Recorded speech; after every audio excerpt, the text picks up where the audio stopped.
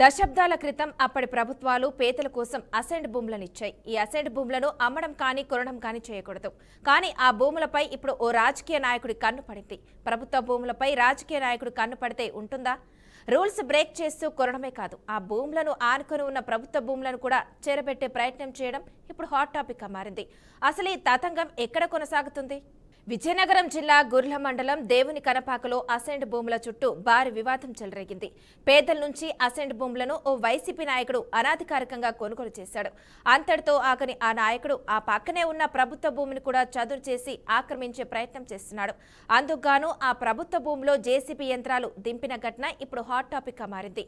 Survey number 49లో సుమారు 40 ఎకరాల ప్రభుత్వ భూమిలో 15 ఎకరాలు అసైన్డ్ పేదలకు అలాగే డి పట్టాలు ఇచ్చింది అప్పటి కాంగ్రెస్ ప్రభుత్వం. అయితే అసైన్డ్ చట్టం ప్రకారం ఈ భూములను అమ్మకూడదు, కొనకూడదు. అయినా ఆ వైసీపీ నేత కొంతమంది లబ్ధిదారుల నుంచి అనాధికారికంగా కొనుగోలు చేసినట్లు వెలుగులోకి వచ్చింది.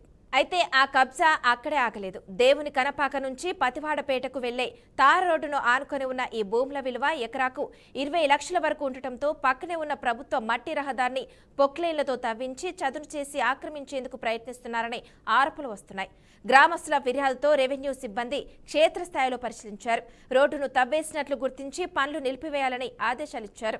కానీ ఆదేశాలను కూడా పట్టించుకోకుండా పనులు కొనసాగుతున్నాయని స్థానికులు ఆగ్రహం వ్యక్తం చేస్తున్నారు. ఇది రైతుల కోసం, పశువుల రాకపోకల కోసం నిర్మించిన మార్గం. ఒక క్వారీ నిర్వాహకుడు సామాజిక బాధ్యతగా 6 లక్షలు వెచ్చించి ఏర్పాటు చేసిన రహదారినే ఇప్పుడు తవ్విస్తున్నారనే విమర్శలు వినిపిస్తున్నాయి. ప్రభుత్వ భూమిని ఆక్రమిస్తున్నారన్న గ్రామస్తుల ఫిర్యాదు మేరకు అధికారులు స్పందించారు. రెవెన్యూ సిబ్బందిని క్షేత్రస్థాయికి పరిశీలనకు పంపిస్తామని కూడా చెప్పుకొచ్చారు. ప్రభుత్వ భూమిని ఆక్రమణపై పూర్తి స్థాయి విచారణ జరిపి నివేదిక తీసుకుంటామని, ఆక్రమణ రుజువైతే కఠిన చర్యలు తప్పవని అధికారులు స్పష్టం చేస్తున్నారు. ఇక ఇదే విషయానికి సంబంధించి మరింత సమాచారాన్ని మా ప్రతినిధి పరశురాం అందిస్తారు. పరశురాం, చెప్పండి. విక్రయానికి వీలు కాని భూములపై ఒక వైసీపీ నేత కన్నుపడటంతో అక్కడ భూములన్నీ అనధికారికంగా రైతుల దగ్గర కొనుగోలు చేసి అంతటితో ఆగకుండా ఈ రైతుల దగ్గర భూమి కొన్నాడు ఆ భూమి చుట్టుపక్కల ఉన్న ప్రభుత్వ భూమి మరియు డీపట్టా భూములను కబ్జా చేస్తున్న ఒక వైసీపీ నాయకుడు. అధికారులు ఎంత చెప్పినా అధికారులు కూడా మాటలు వినకుండా రెచ్చిపోతూ భూ కబ్జాలు చేస్తూనే ఉన్నారు ఆయన. అయితే ఇది ఎక్కడో కాదు, విజయనగరం జిల్లా గుర్ల మండలం దేవుని కనపాక గ్రామంలో జరుగుతుందన్నమాట. దీనికి సంబంధించి ఒక క్వారీ యజమాని ఒక 2 రోజుల మధ్యన తావు వేయడానికి ఒక క్వారీ యజమాని గ్రామస్తులంతా ఆశ్రయిస్తే ఆయన సుమారు 6 లక్షల రూపాయల వరకు వెచ్చించి ఆ 2 గ్రామాలకి సరిపడగా ఒక గ్రావెల్ రోడ్ అయితే వేయడం జరిగింది.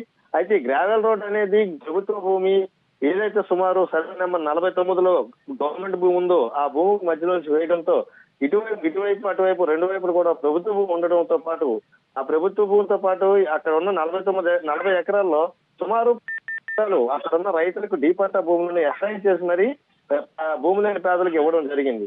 అయితే అదే భూములను ఏదైతే వైసీపీ నేతున్నారో ఆయన వాళ్ళ దగ్గర నుంచి కొనుగోలు చేసి ఆ భూముల పక్కనే ఉన్న ఈ ప్రభుత్వ భూమిని మరియు ఏదైతే రోడ్డు వేసారో 2 ఊరికి సంబంధించి ఆ రోడ్డును కూడా కబ్జా చేసి ప్రస్తుతానికైతే ప్రొక్లైన్ తో తవ్వించేసి ఏకం సాగుబడి చేస్తూ తన పొలంలో కలుపుకుంటున్నాడు. అయినా ఇదంతా చూసి రెవెన్యూ అధికారులు గ్రామస్తులు అడిగిన ఇంకా నన్ను ఎవరు ఏం చేయలేరనే గ్రామాల ధీమాతో ప్రొక్లైన్ పెట్టి చుట్టుపక్కల ఉన్న అన్ని ఎత్తుగా పల్లలు లేకుండా సమానంగా సదును చేస్తూ గవర్నమెంట్ భూమిని కూడా ఆక్రమించడం జరుగుతుంది.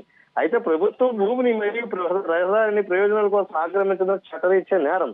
అయినా అవేవి ఖాతరు చేయకుండా తన పని తను చేసుకుంటూ పోతున్నది ఈ వైసీపీ నేత. అయితే అక్కడ అసైన్డ్ భూములు అనేవి అమ్మటానికి వీలు కాదు. అసైన్డ్ భూములు గవర్నమెంట్ ఇచ్చిందంటే వాళ్ళు వాడుకోవటానికి, వ్యవసాయం చేసి పండించుకోవడానికి లేదా మొక్కలు వేసి పెంచుకొని ఆ భూమి ద్వారా వచ్చిన ఫలసాయాన్ని ఖండించడానికే తప్ప భూములు విక్రయించడానికి లేదని చెప్పేసి అసైన్డ్ చట్టం చెబుతున్నా వాళ్ళ దగ్గర నుంచి కొనుగోలు చేసి చుట్టుపక్కల ఉన్న సుమారు 20-30 ఎకరాల భూమిని కబ్జా చేస్తూ ఇంకా నన్ను ఎవరు ఏమీ చేయలేదనే ధీమాతో 2-3 ప్రొక్లైన్లు పెట్టి అక్కడ 2 ఊళ్ళకి మధ్య ఉన్న తోవను కూడా కబ్జా చేస్తూ తనదైన శైలిలో దూసుకుపోతూ ఉన్నారు ఈ కబ్జాదారులు.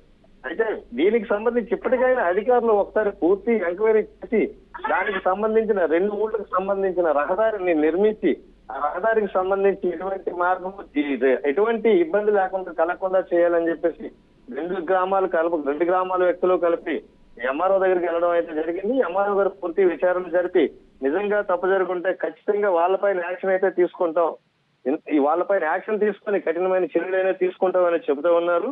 ఇంత జరుగుతున్న నిమ్మక నీరెత్తినట్టు ఉన్న ఏదైతే వైసీపీ నేత ఉన్నారో ఆయన ఇప్పుడు నన్ను ఎవరు ఏం చేయలేరన్న ధీమాతో ఇంక ఇదే కాకుండా చుట్టుపక్కల ఉన్న భూమిని కూడా ఆక్రమించడానికి ప్రయత్నిస్తున్నారు.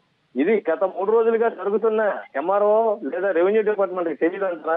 క్షేత్రస్థాయిలోనే ఉన్న విఆర్ఓ గానీ లేదా సర్వేర్ గానీ సచివాలయ సిబ్బంది వీళ్ళందరికీ తెలియదా? తెలిసినా ఎందుకు యాక్షన్ తీసుకోవట్లేదు? తూతూ మంత్రంగా వెళ్లి ఎంక్వైరీ చేస్తున్నారే తప్ప దాన్ని పూర్తి స్థాయిలో క్షేత్రస్థాయిలో పరిశీలించి 2 గ్రామాలకి సంబంధించిన రహదారిని నిర్మించడానికి వీళ్ళకి వీలు కాలేదా అనేది ప్రజల్లో కూడా అనుమానాలు రేకెత్తుతున్నాయి. డిపార్ట్మెంట్ కూడా వాళ్ళకి ఏమైనా లొంగారా, లేకపోతే ఏం జరుగుతుంది, పైనుంచి ఏమైనా ఒత్తిళ్లు వస్తున్నాయనే దానిపైన కూడా ప్రజల్లో అసహనం వ్యక్తం అవుతుంది. ఇక్కడ ఎంఆర్ఓ గారు తేలేకపోతే పై స్థాయికి వెళ్ళిన ఆర్డీ గారి స్థాయిలో కూడా మేము కంప్లైంట్ చేసి మా రహదారిని మేము కాపాడుకుంటాము అని ప్రజలైతే ఆవేదనతో వ్యక్తం చేస్తూ ఉన్నారు. ఇప్పటికైనా అధికారులు కళ్ళు తెరిచి తనకు సంబంధించిన 2 గ్రామాలకు సంబంధించిన రహదారిని మాకు పూర్తిగా ఎటువంటి ఇబ్బంది లేకుండా అప్పచెప్పాలని కోరుతున్నాం. Okay, thank you Parashuram.